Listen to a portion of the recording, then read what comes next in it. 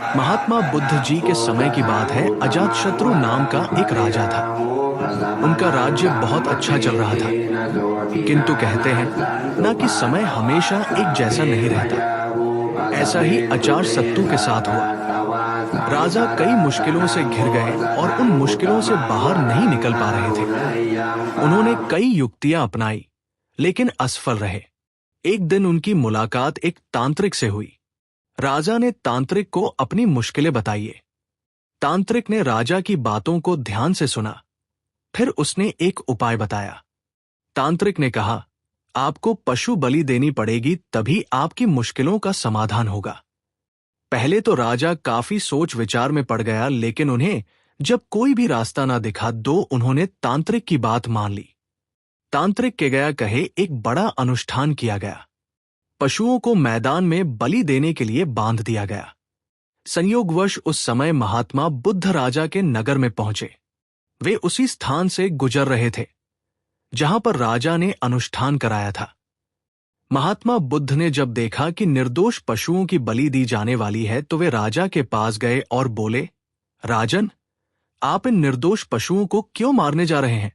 राजा बोले, महात्मा जी, मैं इन्हें मारने नहीं, अपितु राज्य के कल्याण के लिए इनकी बलि देने जा रहा हूं, जिससे सारे राज्य का कल्याण होगा।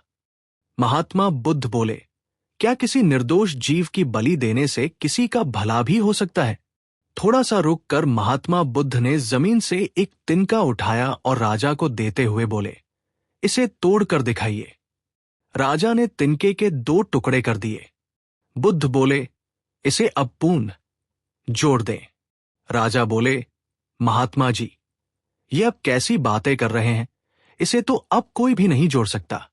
तब बुद्ध राजा को समझाते हुए बोले, राजन, जिस प्रकार इस तिनके के टूट जाने के बाद आप इसे नहीं जोड़ सकते, ठीक उसी प्रकार जब आप इन पशुओं की बलि देंगे तो ये निर्दोष जीव आपके कारण मृत्यु को प्राप्त होंगे और इन्हें आप दोबारा जिंदा नहीं कर सकते, बल्कि इनके मरने के बाद आपको जीव हत्या का दोष लगेगा और आपकी मुश्किल है कम होने के बजाय और भी कहीं अधिक बढ़ जाएंगी, क्योंकि किसी भी निर्दोष जीव को मारकर कोई भी व्यक्ति खुशी नहीं प्राप्त कर सकता। आपकी समस्या का हल निर्दोष जीवों को मारने से कैसे हो सकता है? आप राजा हैं, आपको सोच विचार कर निर्णय लेना चाहिए। अगर आप सच में अपनी मुश्किलों का हल चाहते हैं तो दिमाग से काम लीजिए। मुश्किलें तो आती जाती रहती हैं, यही जिंदगी का सच है। निर्दोष को मारने से समस्याएं नहीं समाप्त होंगी, बल्कि उसका हल आपको बुद्धि से ही निकालना होगा। बुद्ध की बात सुनकर अजातशत्रु उनके चरणों में गिर पड़े और अपनी भूल की क्षमा मांगने लगे। अजातशत्रु ने ऐलान करा दिया कि अब से उनके राज्य में किसी निर्दोष जीव की हत्या नहीं की जाएगी।